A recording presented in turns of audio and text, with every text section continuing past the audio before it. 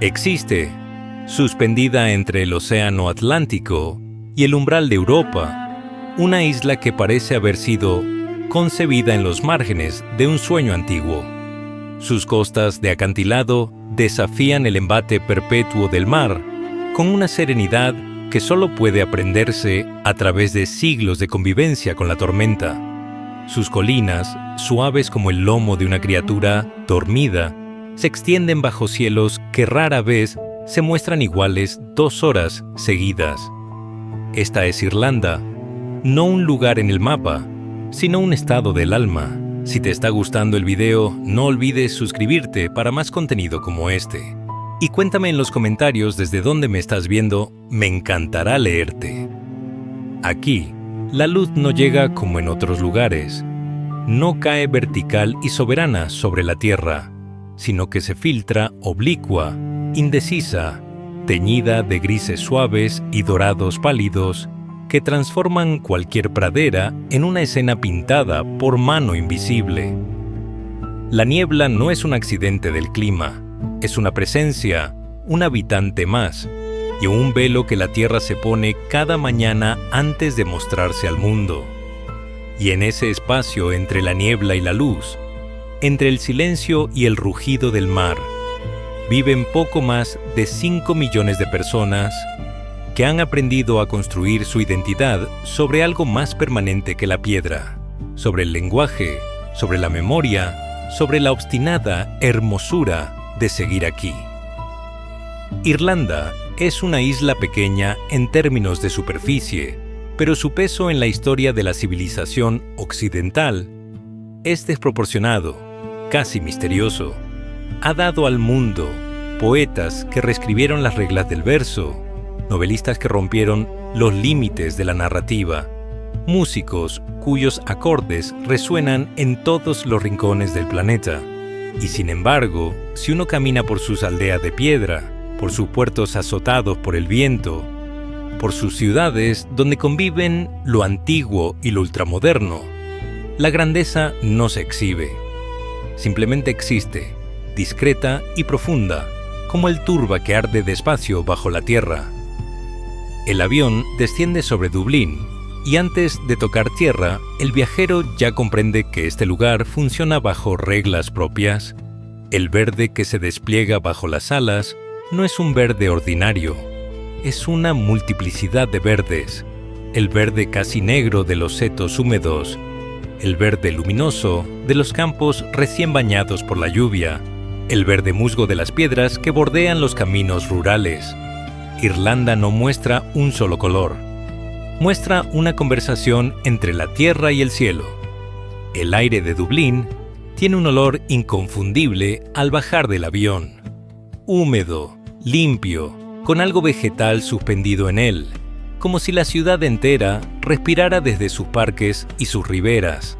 El río Liffey cruza el centro con esa indiferencia majestuosa que tienen los ríos en las ciudades antiguas, dividiendo la urbe en una geografía de clases y tradiciones que todavía, aunque más suavemente, se percibe en las conversaciones de los pubs y en la arquitectura de los barrios.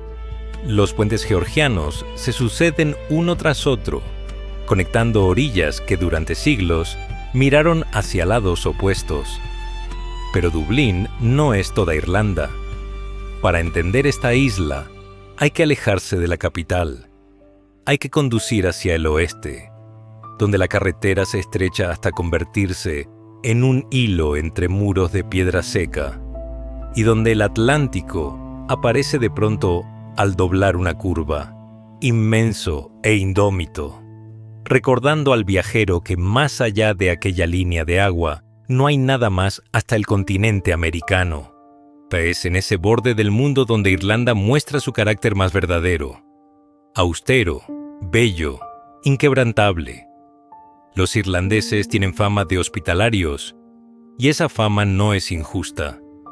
Existe en ellos una disposición natural hacia el encuentro, hacia la conversación, hacia el arte de hacer que el extraño se sienta en cuestión de minutos, como si llevara años en ese pub, en esa cocina, en esa esquina de la calle.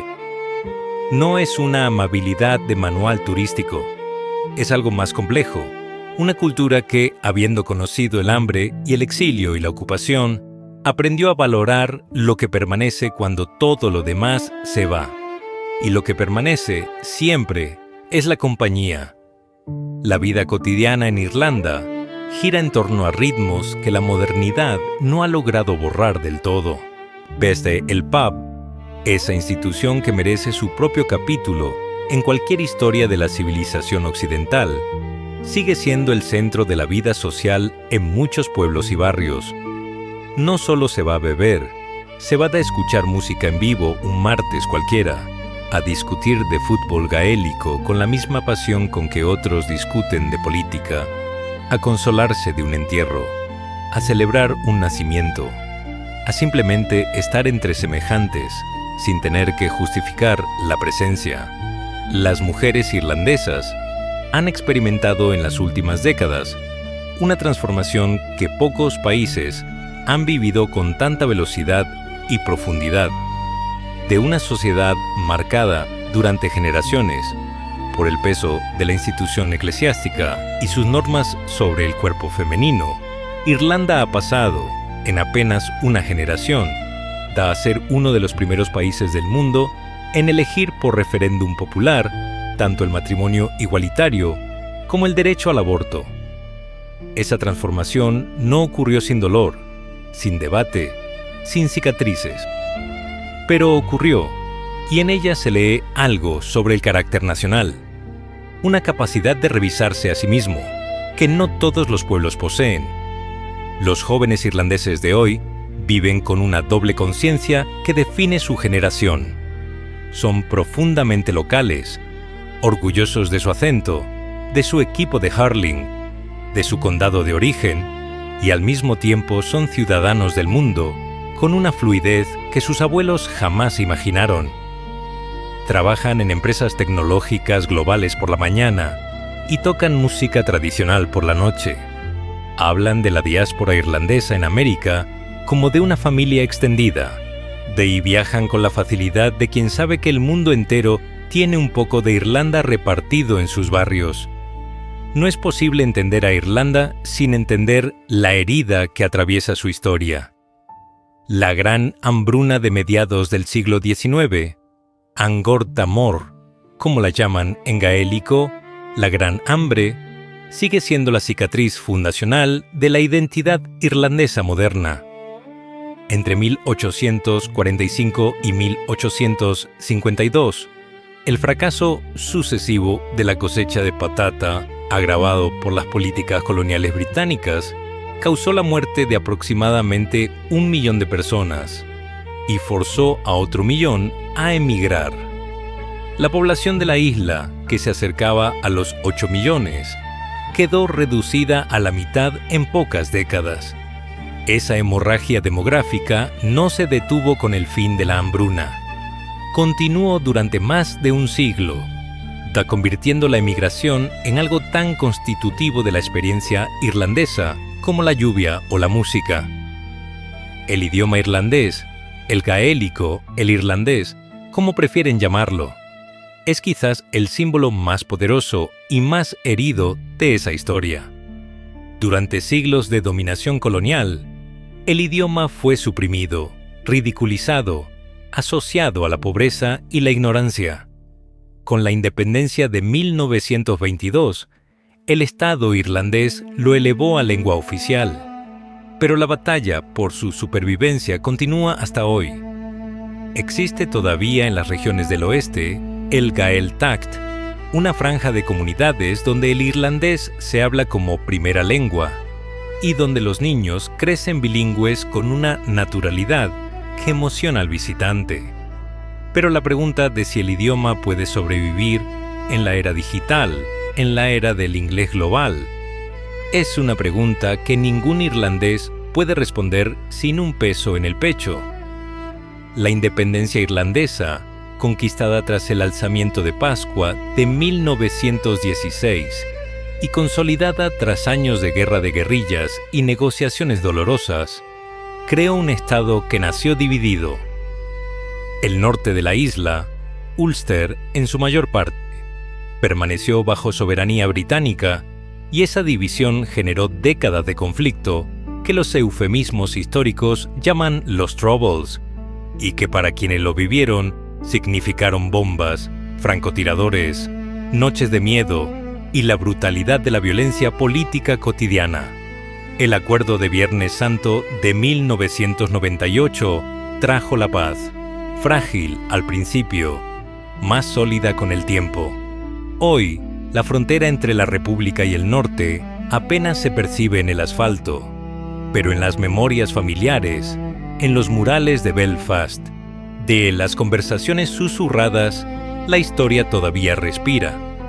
La transformación económica de Irlanda en la segunda mitad del siglo XX es uno de los fenómenos más sorprendentes de la historia europea reciente. El país que exportaba emigrantes y miseria se convirtió, en pocas décadas, en el tigre celta. Una economía de alto crecimiento, baja tributación corporativa y atracción masiva de inversión extranjera que sedujo a las grandes corporaciones tecnológicas y farmacéuticas del mundo. Dublín alberga hoy las sedes europeas de Google, Meta, Apple, LinkedIn, Twitter y docenas de otras empresas que eligieron Irlanda como puerta de entrada al mercado europeo.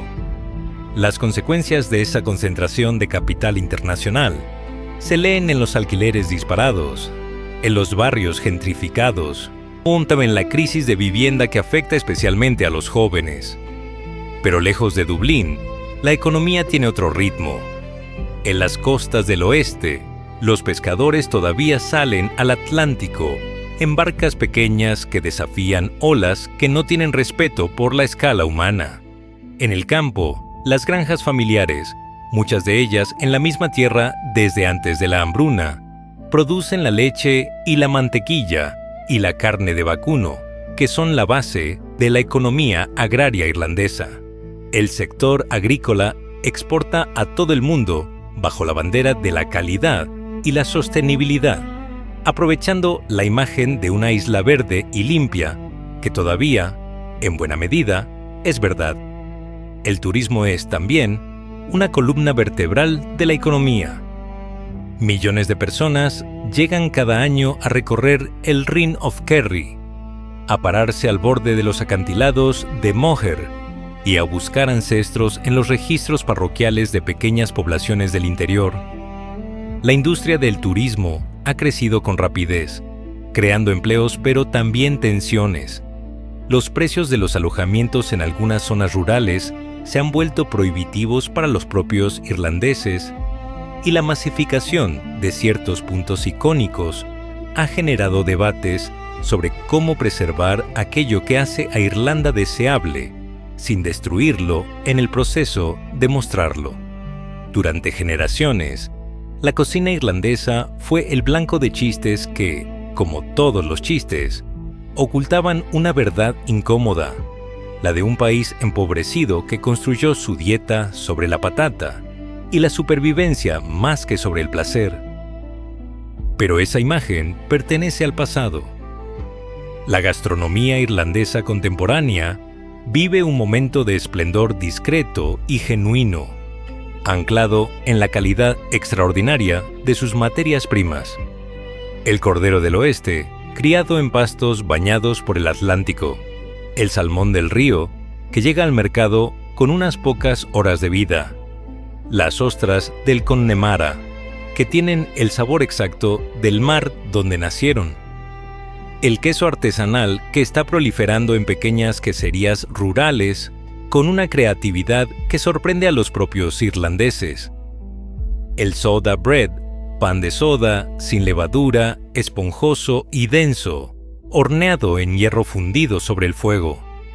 Sigue siendo el pan de la memoria colectiva, el olor que los irlandeses de la diáspora buscan cuando regresan a casa. El Irish stew, el estofado de cordero y patatas y nabos que cocinó cada abuela de cada condado durante siglos, y aparece ahora en las cartas de los mejores restaurantes reinterpretado con técnicas modernas, pero sin traicionar su esencia.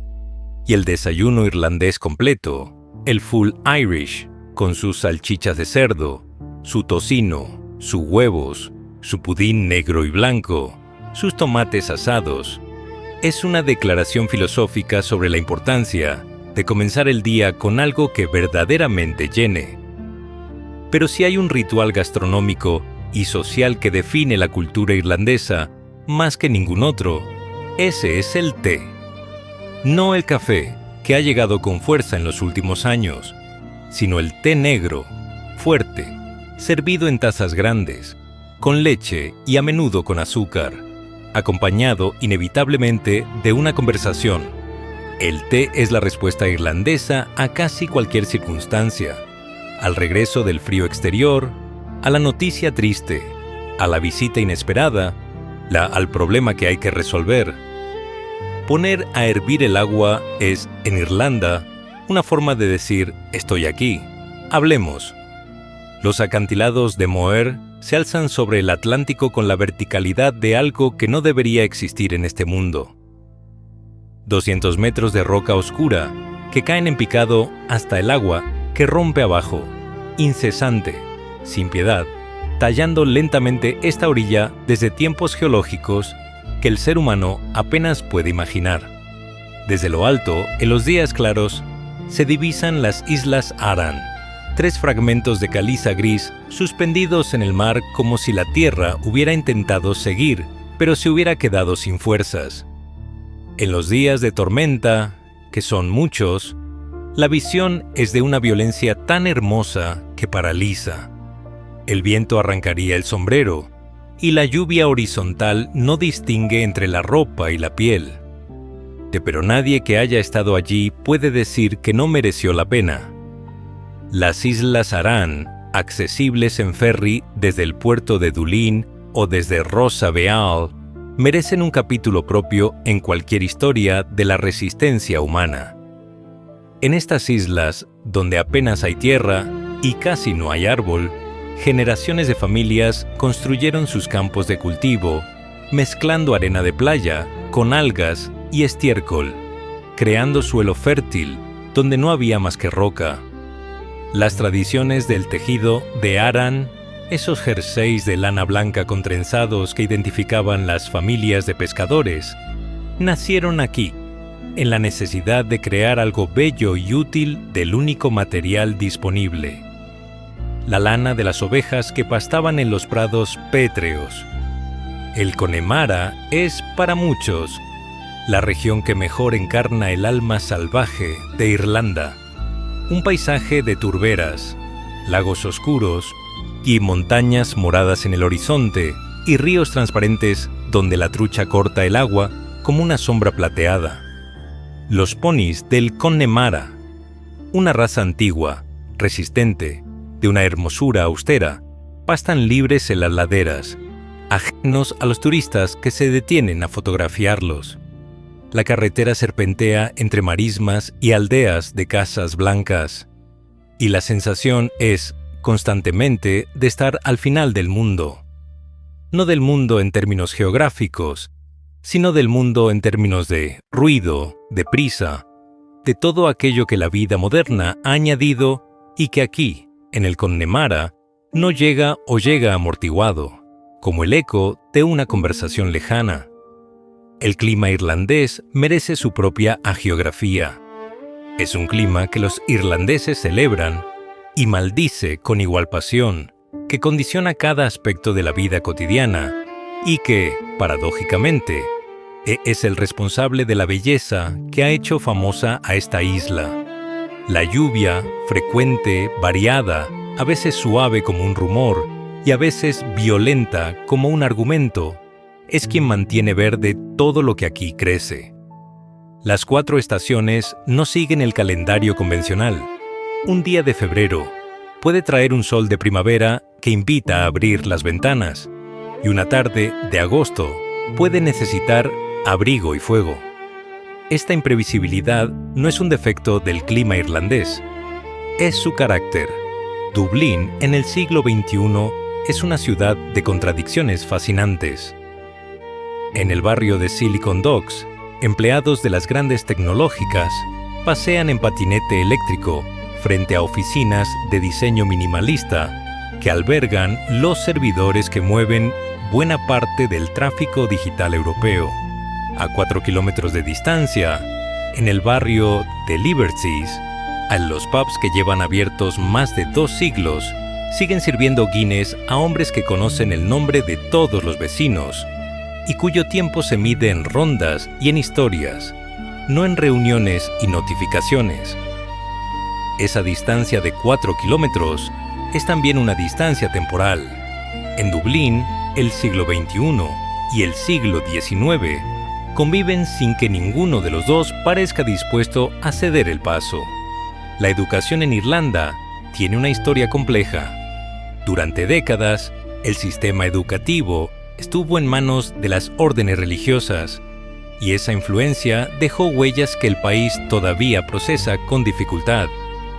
Los escándalos de abusos en escuelas y reformatorios eclesiásticos, documentados en informes gubernamentales que hacen una lectura dolorosa, han contribuido a una secularización acelerada de la sociedad irlandesa que habría sido impensable para cualquier observador de hace 30 años. Hoy, Irlanda tiene uno de los sistemas de educación universitaria más valorados de Europa, y sus universidades producen investigadores y profesionales que son reclutados activamente por empresas e instituciones de todo el mundo. La música tradicional irlandesa, el trad, como la llaman con cariño abreviador, es quizás el puente más hermoso entre el pasado y el presente. No es una música de museo. Es una música viva que se aprende de oído en sesiones informales de pop, donde músicos de diferentes edades y niveles se sientan juntos y tocan reels y shakes y airs con una improvisación regulada por convenciones no escritas que los iniciados conocen y los profanos observan con fascinación. La flauta, el violín, aquí llamado fiddle, el bodhrán, el uilleann pipe que produce un sonido entre el lamento y el éxtasis. Estos instrumentos conectan al irlandés de hoy con generaciones que ya no existen, pero cuya voz, de algún modo, todavía suena. El éxito económico de Irlanda en las últimas décadas tiene un precio que se paga principalmente en el mercado de la vivienda. Dublín se ha convertido en una de las ciudades más caras de Europa para alquilar o comprar, y esa presión se extiende desde la capital hacia las ciudades medianas de Cork, Galway y Limerick, con una velocidad que ha dejado atrás la capacidad de respuesta de las políticas públicas, o los jóvenes profesionales irlandeses que trabajan en empresas de tecnología global con salarios competitivos, descubren que esos salarios no les alcanzan para comprar una vivienda en el país donde nacieron. La paradoja es mordaz. Irlanda, el país que durante generaciones expulsó a su población por falta de oportunidades económicas, ahora la retiene económicamente, pero no puede ofrecerle un techo asequible. En las comunidades rurales del oeste y del noroeste, el desafío es de naturaleza diferente, pero igualmente urgente. El despoblamiento continúa, aunque a un ritmo menor que en décadas anteriores. Las aldeas que en el siglo XIX albergaban cientos de familias, tienen hoy una docena de habitantes, y muchas de las casas de piedra que puntean las laderas son ruinas silenciosas que nadie reclamará jamás. Los servicios se concentran en los núcleos urbanos, y vivir con dignidad en ciertas zonas rurales implica asumir distancias, depender del coche, aceptar que el médico, el colegio y el supermercado están a más de 30 kilómetros. Para quienes nacieron allí y no conciben otra forma de vida, esas distancias son simplemente el precio de la belleza. Para los jóvenes que crecen mirando a sus teléfonos y soñando con otras velocidades, son con frecuencia el motivo de partida.